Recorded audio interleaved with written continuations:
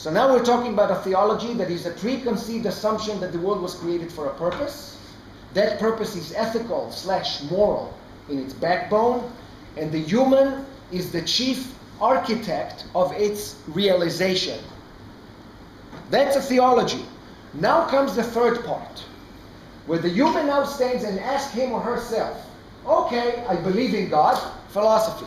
I believe that God created the world and me in its center in order to perfect myself, and by extension, perfect the world. I accept that as well through moral deeds. Tzedakah, acts of loving kindness, don't do to others that which is hateful. Don't, all of the mumbo jumbo is basically ethical. I expect that as well. But now comes the question, how do I, as an individual, and as part of a community, reconfigure my life in such a way that everything that I do, think, and speak, and I mean everything, the way I dress, the way I eat, the language I use, the concepts I construct in my head, the books I read, the way I sleep with my wife, the way I raise my children, everything that I do corresponds and responds to this ethical charge, to this theological charge. How do I reconfigure myself as an individual? How do I reshape my social structure through words, liturgy, ritual, architecture, attire, everything, diet, everything, in order to best or most adequately respond to the theological charge? That, my friends, is religion.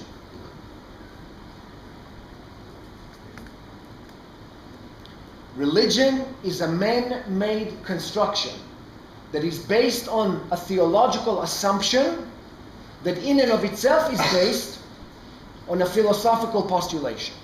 Was this clear? Mm-hmm. Yay, nay? Yeah, yeah. I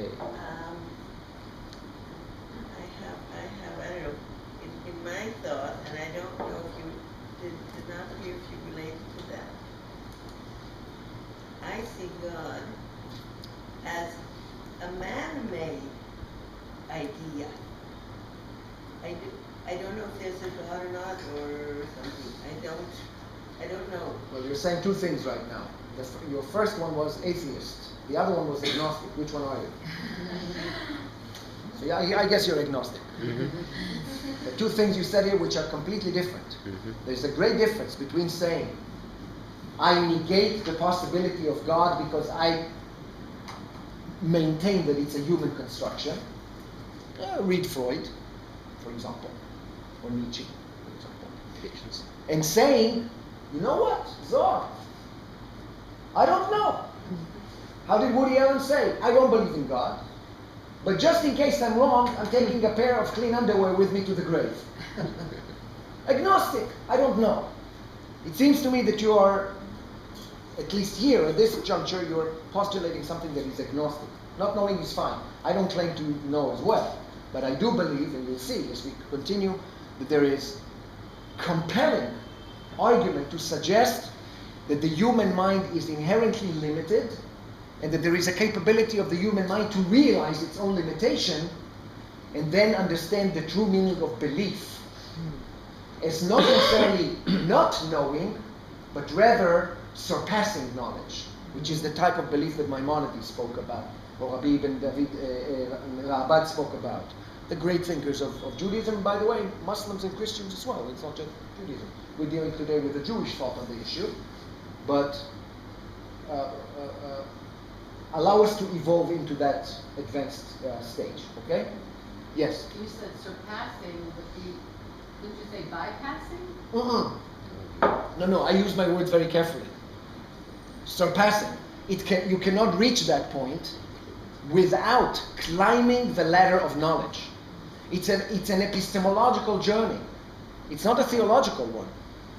You go to a point of knowledge where the mind itself tells you, I exhausted myself and henceforth send you on a completely different journey. Waves you off. But you have exhausted your intellect. You have not bypassed it. You want to tell me that everybody who believes in God goes through that? Oh, no. God forbid, again, no pun intended. But what I'm telling you is that the way I'm going to take you today is through that path. I All have right? an original question. So what the philosophical basis and the theological basis are true of God, are true for all religions? And that every religion... Wait, okay. If you understood what I said before, you could definitely understand that a specific theology does not necessitate a specific religion. You and I can sit together as two intelligent people, and we can agree that the world is infused with some sort of an ethical charge, which I feel in my innermost fibers because I'm human. I cannot see evil without responding. Why? You can say, Zohar, it's a natural thing, chemical thing in your brain. I can say, my dear, I humbly argue with you and say, no, it's because it is hardwired into who I am because I'm part of God, and therefore I inherently have a problem with evil. It's not that somebody taught me. Now, we agree. You now go and become a Buddhist. I now go and become a Jew. Now, why am I saying this? Why am I saying this?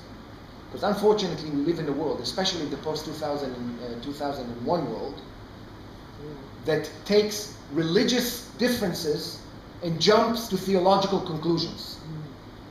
And you need to be intelligent enough to see the disparity between religious rituals does not necessarily point at the same disparity between theological views. And actually, once you have an intelligent discussion with people of different religions, you find that the higher you climb on that ladder, the more you have in common. Do not lose the conceptual forest for its terminological trees. So many people do it, too often. Many of them are leaders, unfortunately. Let's not go there. Okay, did it answer your question? All right. Can we continue? So let's start. That was a necessary introduction. Now let's start. I want to take you today through a number of signposts in the evolution of the idea of God in ancient Judaism, so you see the turns and turbulences that had occurred until we reached that moment, as it were, of what we know today as classical monotheism, which is the monotheism that most of us know of. And we will go through a number of signposts. Polytheism, henotheism, right? You have them in your... Okay. Regional monotheism, which we call also monolatry, I'll explain.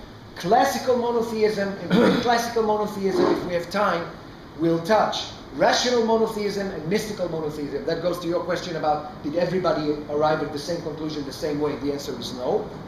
And if we really have time, we'll also touch those tiny, tiny concepts that shaped the Western world since the 16th century, known as deism, pantheism, and panentheism.